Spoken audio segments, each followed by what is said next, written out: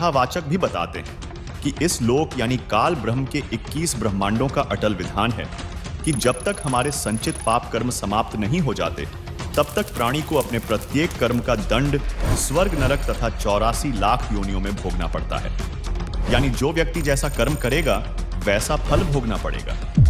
जबकि पवित्र यजुर्वेद अध्याय 8 मंत्र 13 में आपने पढ़ा कि परमात्मा घोर पाप का भी नाश कर सकता है। एक बार पुनः पढ़िए यजुर्वेद अध्याय 8 मंत्र 13 को, जिसमें लिखा है कि वेदों को बोलने वाला ब्रह्म कह रहा है कि हे पूर्ण ब्रह्म, आप सद्भक्ति करने वाले भद्र पुरुष संत ऋषि द्वारा किए हुए पाप के क्षमा अर्थात विनाश करने वाले हो, साधारण व्यक्ति के किए हुए पाप के विनाश करने वाले हो। सतभक्ति चाहे पिता करे, उस पिता के किए हुए पाप के विनाश करने वाले हो। शास्त्र अनुकूल साधना चाहे कोई स्वयं करे, उसके अपने किए हुए पाप के विनाश करने वाले हो। और तो और आप पाप के पाप अर्थात घोर पाप के विनाश अर्थात क्षमा करने वाले हो। जो सतभक्ति करने वाला पाप चाहे शिक्षित अर्थात पंडित या अशिक्षित करे, उसके तथा सर्व सतभक्ति स्तुति करने वालों के पाप के विनाश करने वाले हो। दर्शकों, यजुर्वेद 8 मंत्र 13 का कुछ स्वार्थी व नकली व्यक्ति यह भावार्थ लगा सकते हैं कि पाप करते रहो, बाद में परमात्मा आपके सर्व पापों का नाश कर देगा। तो इस विषय में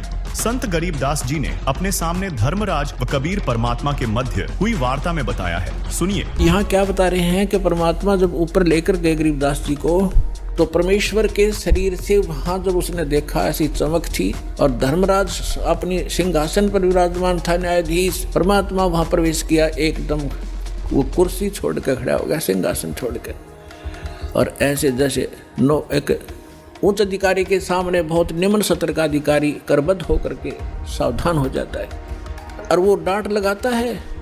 उच्च अधिकारी छोटे अधिकारी को अपना आदेश देता है अपनी लैंग्वेज में, और वो सब स्वीकार्य करता है, जो एक शिष्टाचार होता है। तो क्या कहते हैं, धर्मराज दरबार में देई कबीर तलाक, मेरे भूले चूके हंस को तू पकड़िए मत कजाक।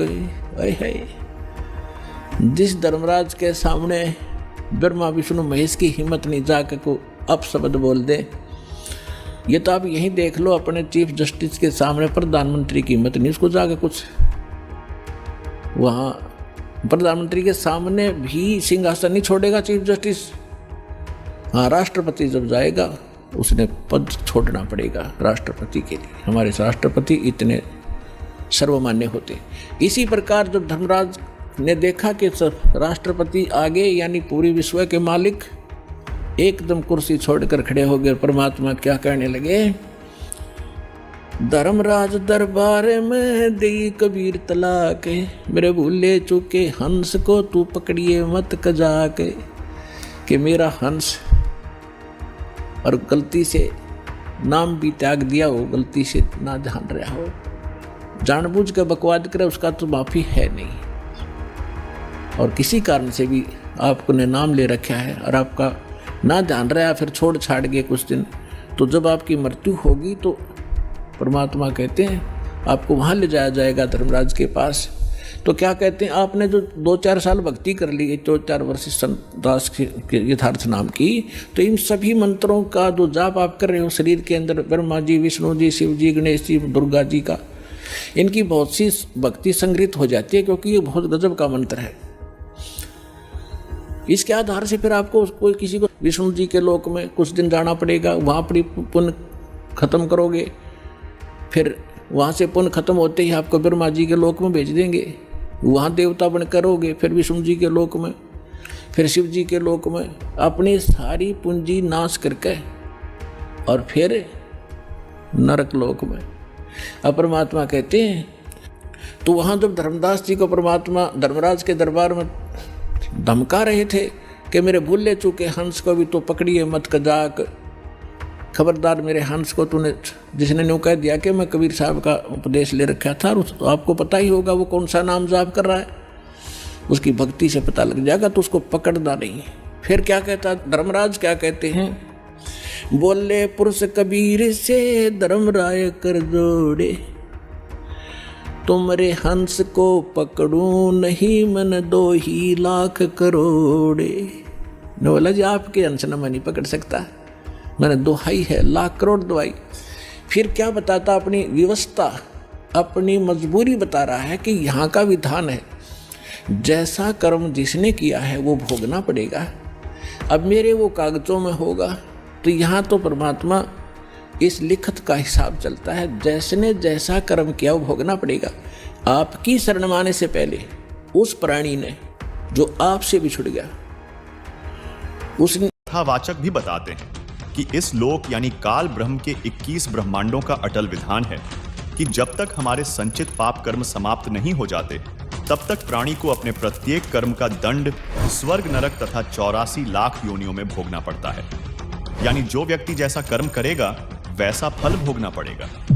जबकि पवित्र यजुर्वेद अध्याय 8 मंत्र 13 में आपने पढ़ा कि परमात्मा घोर पाप का भी नाश कर सकता है। एक बार पुनः पढ़िए यजुर्वेद अध्याय 8 मंत्र 13 को, जिसमें लिखा है कि वेदों को बोलने वाला ब्रह्म कह रहा है कि हे पूर्ण ब्रह्म, आप सद्भक्ति करने वाले भद्र पुरुष, संत ऋषि द्वारा किए हुए पाप के क्षमा अर्थात विनाश करने वाले हो, साधारण व्यक्ति के किए हुए पाप के विनाश करने वाले हो। सतभक्ति चाहे पिता करे, उस पिता के किए हुए पाप के विनाश करने वाले हो। शास्त्र अनुकूल साधना चाहे कोई स्वयं करे, उसके अपने किए हुए पाप के विनाश करने वाले हो। और तो और आप पाप के पाप अर्थात घोर पाप के विनाश अर्थात क्षमा करने वाले हो। जो सतभक्ति करने वाला पाप चाहे शिक्षित अर्थात पंडित या अशिक्षित करे, उसके तथा सर्व सतभक्ति स्तुति करने वालों के पाप के विनाश करने वाले हो। दर्शकों, यजुर्वेद 8 मंत्र 13 का कुछ स्वार्थी व नकली व्यक्ति यह भावार्थ लगा सकते हैं कि पाप करते रहो, बाद में परमात्मा आपके सर्व पापों का नाश कर देगा। तो इस विषय में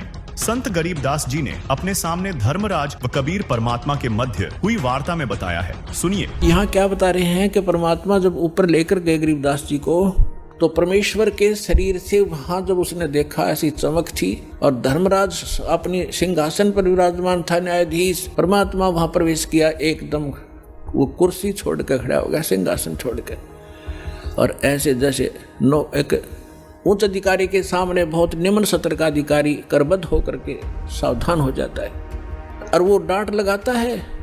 उच्च अधिकारी छोटे अधिकारी को अपना आदेश देता है अपनी लैंग्वेज में, और वो सब स्वीकार्य करता है, जो एक शिष्टाचार होता है। तो क्या कहते हैं, धर्मराज दरबार में देई कबीर तलाक, मेरे भूले चूके हंस को तू पकड़िए मत कजाक। है जिस धर्मराज के सामने ब्रह्मा विष्णु महेश की हिम्मत नहीं जाके को अपशब्द बोल दे, ये तो आप यहीं देख लो, अपने चीफ जस्टिस के सामने प्रधानमंत्री की हिम्मत नहीं, उसको जाके कुछ वहाँ प्रधानमंत्री के सामने भी सिंहासन नहीं छोड़ेगा चीफ जस्टिस। हाँ, राष्ट्रपति जब जाएगा उसने पद छोड़ना पड़ेगा राष्ट्रपति के लिए। हमारे राष्ट्रपति इतने सर्वमान्य होते।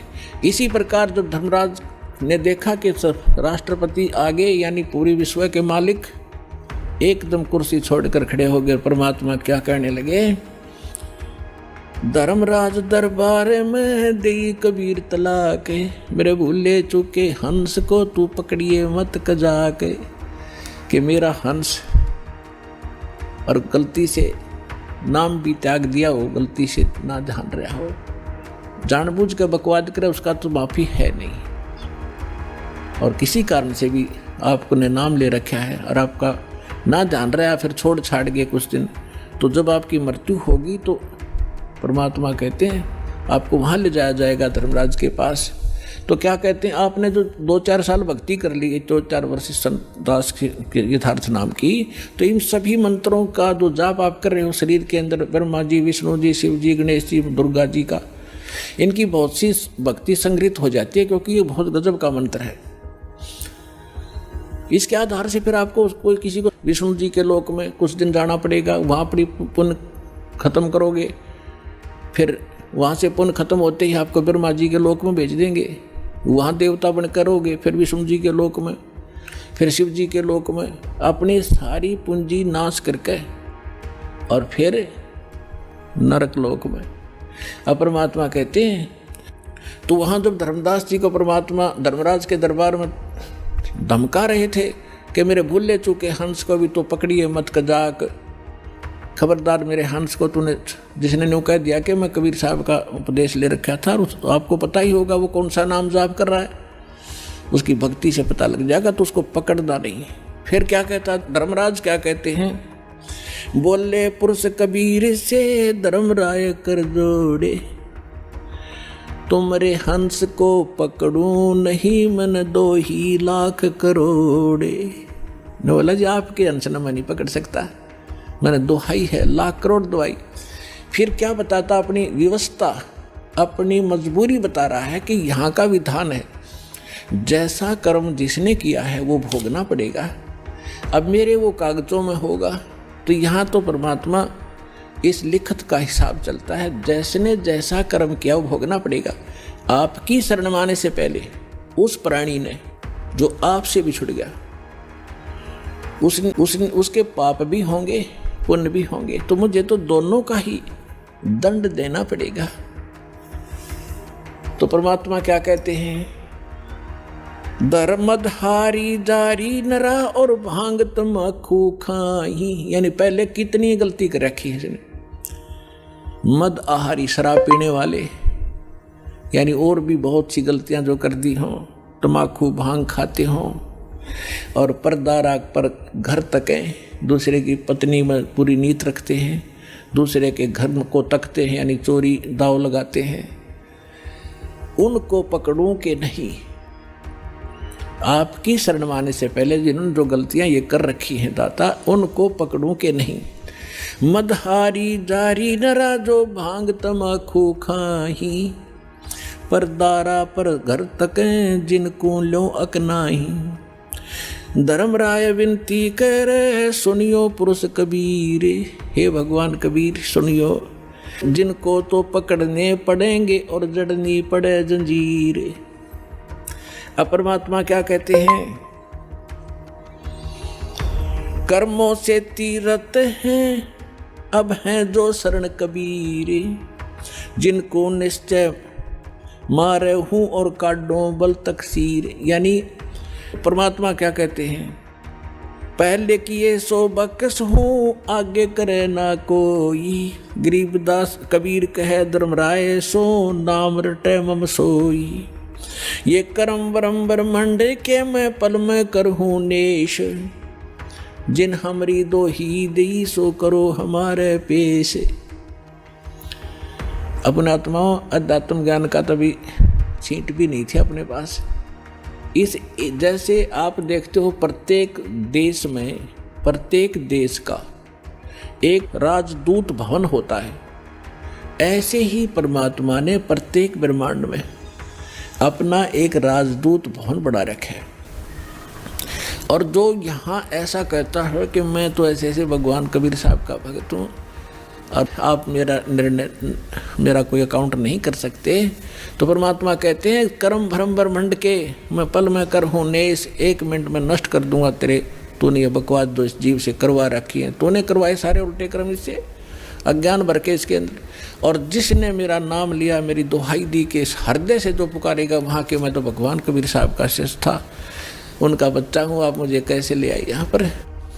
तो उनको मेरे पास मेरे राजदूत भवन में करो हमारे पेश, तो उसका अकाउंट भी नहीं लेना, खबरदार, परमात्मा ने यहाँ तक बोल दिया। दर्शकों, अभी आपने धर्मराज और कबीर परमात्मा के मध्य हुई वार्ता को सुना, जिसमें संत गरीबदास जी ने स्पष्ट किया है कि गरीब पहले किए वो बख्श हूं, आगे करे ना कोई। कबीर कहे धर्मराय से नाम रटई मम सोई, गरीब कर्म भ्रम ब्रह्मंड के पल में करहूं नेश, जिन हमरी 2 ही दई सो करो हमारे पेश। यानी कबीर परमात्मा धर्मराज से कहते हैं कि जो पाप कर्म मेरी शरण में आने से पहले किए थे उनको क्षमा कर दूंगा, आगे वह भक्त पाप कर्म नहीं करेगा। अर्थात जो हमारी सच्ची भक्ति पूर्ण संत से लेकर करेगा उसके सर्व पाप नाश कर दूंगा। तथा कबीर परमेश्वर ने पुनः कहा कि इस काल लोक के सर्व संचित वर्तमान व प्रारब्ध कर्म जो भ्रमित करके कराए गए हैं, मैं अपने भक्त के उन सब पाप कर्मों को एक क्षण में नष्ट कर दूंगा। जिन्होंने मेरी दुहाई दी है, यानी पुकार कर कहा है कि हम कबीर परमेश्वर के भक्त या भक्तमती हैं, उनका हिसाब अर्थात कर्मों का लेखा जोखा भी तू मत लेना, बल्कि उनको मेरे दरबार में त्रिकुटी पर बने सतगुरु स्थान पर पेश कर देना। उनके कर्मों का हिसाब मैं स्वयं करूंगा। दर्शकों, अभी आपने देखा कि इन नकली धर्मगुरुओं, कथावाचकों की कपोल कल्पित कहानियों के विपरीत यजुर्वेद अध्याय 8 आत्मा घौर से घौर पाप का भी नाश कर देता है। और यजुर्वेद के इसी उल्लेख को प्रमाणित करते हुए पूर्ण परमात्मा कबीर जी अपने विधान में बताते हैं, कबीर जब ही सत्य नाम हृदय धरा, भयो पाप का नाश, मानो चिंगारी अग्नि की पड़ी पुराने घास। अर्थात जिस समय साधक को सतनाम अर्थात वास्तविक नाम मंत्र पूर्ण गुरु से मिल जाता है और वह साधक पूर्ण परमात्मा की भक्ति अर्थात सतनाम का स्मरण आजीवन मर्यादा में रहकर करता है, तो उसके सर्व पाप कर्म ऐसे नष्ट हो जाते हैं जैसे सूखे घास के बहुत बड़े ढेर को अग्नि की छोटी सी चिंगारी जलाकर भस्म कर देती है, उसकी राख को हवा उड़ाकर इधर उधर कर देती है। ठीक इसी प्रकार पूर्ण परमात्मा की भक्ति का सतनाम मंत्र रूपी अग्नि घास के ढेर रूपी पाप कर्मों को भस्म कर देता है, जो दुखों का मूल है, जिससे साधक सुखी हो जाता है। यानी सच्चे संत के द्वारा बताई गई पूर्ण परमात्मा कबीर साहिब की शास्त्र अनुकूल सच्ची भक्ति करने से प्रारब्ध कर्म नहीं भोगना पड़ेगा। दर्शकों, अभी आपने देखा कबीर परमात्मा हमारे सभी पाप कर्मों का नाश कर देते हैं, जो आपको वेदों से प्रमाणित किया गया। आइए अब देखते हैं इस विषय में संत रामपाल जी महाराज क्या बताते हैं, ध्यान से सुनिएगा। हमारा आपस का संस्कार अंत नहीं होगा तब तक हम मुक्त नहीं हो सकते, फ्री नहीं हो सकते। उसके लिए परमात्मा ने विधान बताया है कि एक ऐसा मंत्र दूंगा, उस मंत्र की कमाई से आपके पुण्यों का तो ढेर लग जाएगा और जो पाप आपके होंगे उनको मैं कैंसिल करूंगा अपने कोटे ते, अपनी ताकत ते, आपकी श्रद्धा देख के, आपकी आस्था देख के। कहते हैं जब ही सतनाम हृदय धरो, भयो पाप को नाश, और जैसे चिंगारी अग्नि की भाई पड़े पुराने घास, तो 1000 टन सूखा घास पड़ा हो और उसमें एक माचिस की सींक जला कर लगा दे, सारे को फूंक करके ढेर बना देगी, राख बना देगी और चलेगी तेज हवा, उसको उठाकर कहीं की कहीं फेंक का होगी, फील्ड क्लियर हो जाएगा। तो कहते हैं जैसे सूरज के आगे बदरा ऐसे कर्म छयारे, और प्रेम की पवन करे चित मंजन झलके तेज नयारे। आत्मा और परमात्मा के बीच में आपके इन पाप कर्मों का के बादल छा गए, इनको प्रेम की पवन और करे चित मंजन झलके तेज नयारे। जैसे सूरज के आगे बादल ऐसे कर्म छयारे, और प्रेम की पवन करे चित मंजन फिर झलके तेज नयारे। एक मंत्र दिया जाएगा आपको, आपके पापों का नाश करेगा। आपके जो पाप नाश हो जाएंगे, आपके हृदय में एक विशेष कसक बनेगी। भगवान की चर्चा सुनते ही, प्रारंभ होते ही, उसका नाम शुरू होते ही, कहीं पर भी चर्चा सुनते हो तो एकदम गदगद आत्मा होगी, आंखों से आंसू टपकने लग जाएंगे। तो वो प्रेम की पवन है, प्रेम की हवा चल पड़ी और फिर वो साफ कर देगी आपके सब दुर्गुणों को, और संचित अपराध है उनको भी, और प्रारब्ध वाले कर्मों को भी ये मंत्र नाश करेगा। अभी आपने संत रामपाल जी महाराज के विचार सुने कि परमात्मा घोर से घोर पापों का भी नाश कर देता है, और यह केवल कबीर परमात्मा की ही भक्ति से संभव है। तो हो सकता है कि आपको यकीन न हो, क्योंकि आज तक हम कबीर जी को एक कवि, संत, भक्त के रूप में ही जानते आए हैं। दर्शकों, अब आपको बताते हैं कि कबीर जी परमात्मा क्यों हैं, तथा उनके परमात्मा होने का प्रमाण किन किन धर्म ग्रंथों में दिया गया है, तथा उनको परमात्मा सिद्ध करने वाले गवाह कौन कौन हैं। जैसे हमारे देश के प्रधानमंत्री के शरीर का नाम तो अन्य होता है और पद का नाम प्रधानमंत्री होता है, ठीक इसी प्रकार कबीर परमात्मा अर्थात कबीर देव सतलोक में सतपुरुष रूप में सिंहासन पर राजा के समान विराजमान हैं, जो कि चारों युगों सतयुग, त्रेता युग, द्वापर युग और कलयुग में सह शरीर प्रकट होते हैं। सतयुग में सत सुकृत कह टेरा, त्रेता नाम मुनीन्द्र मेरा, द्वापर में करुणामय कहाया, कल युग नाम कबीर धराया। कबीर परमात्मा सतयुग में सत सुकृत नाम से आए, त्रेता युग में मुनीन्द्र ऋषि रूप में आए, द्वापर युग में करुणामय नाम में आए तथा कलयुग के 49,106 वर्ष बीत जाने के बाद सन 1398 में कबीर परमात्मा आध्यात्मिक शिक्षा का केंद्र माने जाने वाली प्रसिद्ध काशी नगरी में अपने वास्तविक कबीर नाम से प्रकट हुए तथा वेदों में वर्णित परमात्मा की लीला के अनुसार कवियों की तरह आचरण करते हुए अपने तत्व ज्ञान का प्रचार दोहों कविताओं के माध्यम से करना प्रारंभ किया। दर्शकों, यहाँ आपको स्पष्ट कर दें कि जिस तरह तुलसीदास जी ने रामचरितमानस के बालकांड दोहा 143 की चौपाई 3 में वेद को वेद लिखा है। ठीक इसी प्रकार वेदों में परमात्मा का नाम कबीरदेव है, जिन्हें स्थानीय भाषा में संतों ने कबीर साहिब कहा है, तथा संस्कृत में कबीर को कबीर ही लिखा जाता है। यह संस्कृत के इन विद्वानों द्वारा ही लिखा गया है। दर्शकों, अब देखिए कबीर परमात्मा के ढेरों प्रमाण ऋग्वेद से। ऋग्वेद मंडल 9 सूक्त 31 मंत्र 2, ऋग्वेद मंडल 9 सूक्त 20 मंत्र 1, ऋग्वेद मंडल 9 सूक्त 96 मंत्र 17, ऋग्वेद मंडल 9 सूक्त 86 मंत्र 26, ऋग्वेद मंडल 9 सूक्त 82 मंत्र 2, ऋग्वेद मंडल 1 सूक्त 1 मंत्र 5, ऋग्वेद मंडल 1 सूक्त 11 मंत्र 4, ऋग्वेद मंडल 1 सूक्त 188 मंत्र 1,